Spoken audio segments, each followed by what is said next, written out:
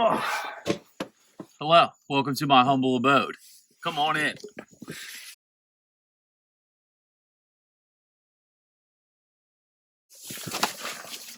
All right, so got a nice little house today. Gonna kind of go through the do's and don'ts of inspections, kind of show you guys some things. Looks like this house has had some repair work done. You can see maybe some fungus, stuff like that. So we'll just kind of get started. Generally, when I go into a crawl space, first thing I'm looking at is the foundation. So that way you can see if there's any shelter tubes or anything like that, termite related. Because of where we live, we only have subterranean termites, so they're going to come from the ground up. So you'll always see any shelter tubes or anything like that coming from the ground up. So that's kind of the general first thing that I'll look for. Kind of get a feel for the crawl space, kind of the temperature, if it's temperate, if it's if it's really sticky, if it's really wet, you can kind of tell when you get in there. And that's just stuff that comes with experience. So first thing we'll see here, this is kind of how we know that this house had repair work done. As you can see, these look like some joists that have been damaged before. So you can see the old wood right here, as well as the new wood. Generally, when we are repairing joists like this, we use what's called sister the joist. It's kind of the method that you use. You basically take a piece of wood that's the exact same size. This looks like a 2x8, probably a 2x8x8. You just run it and you match it, and you just get all the support from the damaged one right here.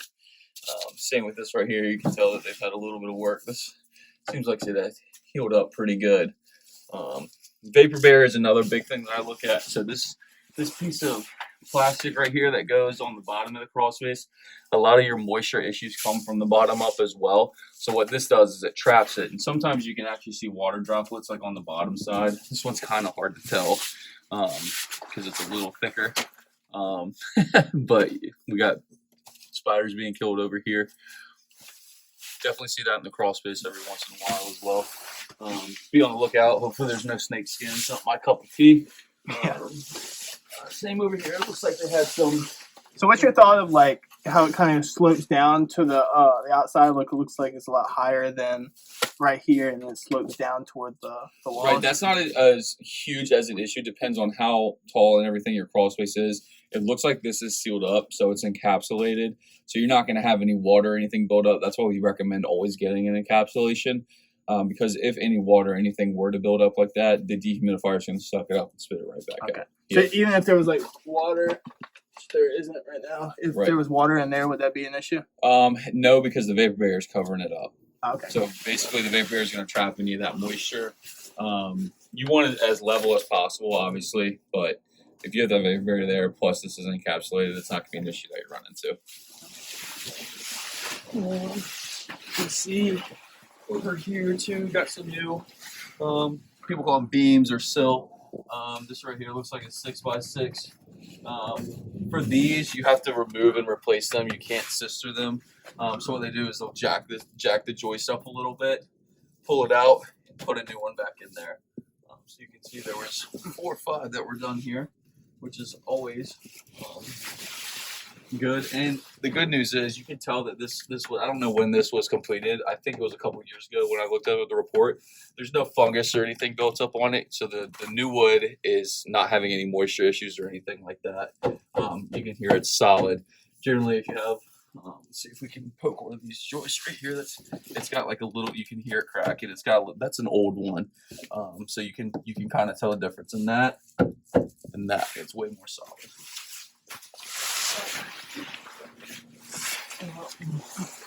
You guys got lucky today. Pretty clean crawl space for the most part. Like I said, you can kind of see there was previous damage, but they took care of it. And that's another big thing about encapsulations. A lot of times people don't do them until they've already had crawl space issues. Yeah. And crawl space issues can arise at any point. I mean, it looks like there was probably a leak under here at some point. And when the water has nowhere to go, it's just sitting in here. It's just creating moisture under here. So it's better to get ahead of it. I know sometimes people don't think just, it's something you need to worry about, but don't wait until it's too late. That's what I would say about that. Hey, I'm gonna continue through. The other thing that I'll show you guys today is basically this is called wood moisture content. So you have these little prongs, you stick them in the wood, it'll come up as a percentage. It's maybe hard to see on the camera, but it'll say, you know, anywhere from 2% to 95%. For real estate transactions and when you need fungus treatments, anything over 20% is when we consider it active fungus, which means the fungus is growing and getting worse. That's when we are required to do a fungus treatment underneath here. So we'll take this piece of wood right here, for example, and you can see it's pretty good. Oh, yeah. Stick it in there. You're at 10%. 10% is the money hole. That is exactly where you want to be. Anything lower than 10 sometimes might be too dry, especially if you, like, if we had this wood right here that was damaged and then you dry it out too quick, it can cause more problems to ones that aren't damaged. Let's see what this old one is right here. It's perfect. So that's right around 11%. So that means we did the fungus treatment. Fungus was killed that was active, and now. So how do you know if that's old fungus or new? Because it looks like Right. So if this was to say 23% or 20%, anything above that, you would know it's new fungus. See this, all this discoloration. As long as you hold this up there, and it's under 20%, then it's old fungus. It's not something that you need to get treated. Because they can't grow in a certain temperature. Correct. Like all this is 10%, which is really good for something that had been damaged already before. It's really good under here. Let's take a look at the dehumidifier down here, because like I said, this is an encapsulated crawl space. And this is a lot easier to get through. Not as much ductwork and everything down here. So these look like old piping too. So what's that? This is old piping right there. So I don't feel worried about it knocking it.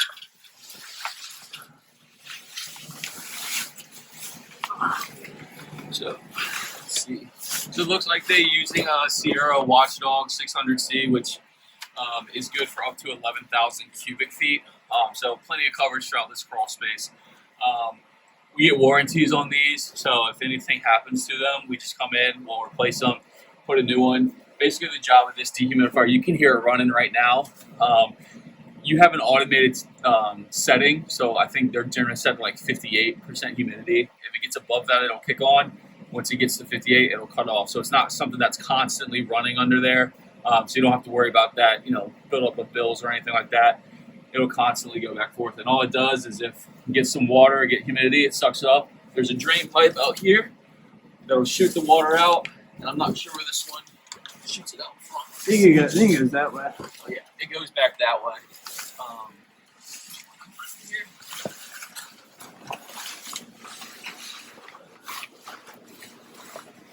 So this is the drain pipe that we're talking about. So what's that temperature? Yeah, so this is the humidity. So it's not necessarily the temperature that's in here. This is the percent humidity that's in the crawl space. So you want 55 to 60. That's your honey hole. So like I said, 58. So that's what I said. That's generally what we're going to set it at right there. These filters right here, you can take them out. This one has a magnetic one. That's nice. Yep. So you just take this out.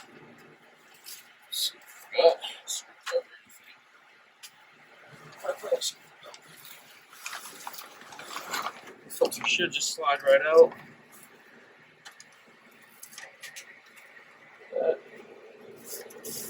Take it out. Some filters are replaceable and some are washable. This looks like one that you can just wash and it's fine, and you just put it back in there. We offer dehumidifier services. Anytime we do an encapsulation, I tell people to get a dehumidifier service. How often are you supposed to wash it like that? If you're being really, really nitpicky, biannual, but once a year when we come out and do the inspection, you should be able to get it back in there. Once a year is perfect. Once a year, that is perfect. Yeah, and then as you can see, this drain line, so any water, anything that goes out, this thing's got enough pressure, it'll shoot it out there, and then there's a hole in that vent over there where it shoots out into a dry well. So basically, the water will go back into some gravel or some rock or anything like that. So, where do you typically in a crawl space see the main water buildup usually? Like, where do you usually see it? Under plumbing. So Under plumbing? generally, you're going to see it like the first thing I do when I go into crawl spaces. I'll check like the piping. If you see any pipes or anything, you want to check there mainly, because what will happen is the problem, the way that a lot of it happens is you'll have a leak or something, and that water's got nowhere to go, and the moisture sits, and then it affects that entire row of joist or subfloor, just depending on what you have under there. So I would say that's probably the main thing that you see. I got you. And I don't believe this crawl space has any termites. Basically, what termite shelter tubes look like, they look like almost dirt paths that go up above like the foundation block or up the piers, and then you can see them in the wood where they're eating away. Oh, I gotcha. So y'all's process when you usually go to do inspection, do you start like more or less just, hey, let's work away from like to right to left? Generally, what I'll do if it's only one, I'll go to the back of the crawl, like the back right corner of the crawl space, and then work my way back that way. Yeah, because I feel like it's even such huge spaces, and it'd be easy to like miss like one little thing or something. Yeah, and the other thing about the termite moisture inspections is they're visual inspections only. So if you have insulation or anything like that, I can't go down and start pulling insulation and looking at stuff for it. It's strictly visual. So sometimes, like, there's so much ductwork and insulation, there's not much you can really see. And we make people, there's a comment section on the termite moisture reports. Limited visibility, limited access throughout crawl space. Because I've seen some crawl spaces where I've been onto, and they had insulation hanging down, which I usually that's a sign to me like, okay, this is about to be a disaster because it's hanging down, it can get wet and stuff like that, and I just know it's not going to be cheap. Yeah, and insulation is normally recommendations from a termite moisture standpoint. It's not something that we generally require unless it's soaking wet. Then we require to pull it out, but not required to put it back in. Okay. Gotcha. And as you can see here, like I said before, when you do an encapsulation, you generally don't want insulation because this is going to keep it warm and tempered enough under here in a constant temperature to where the insulation is going to cause more harm than good. All right.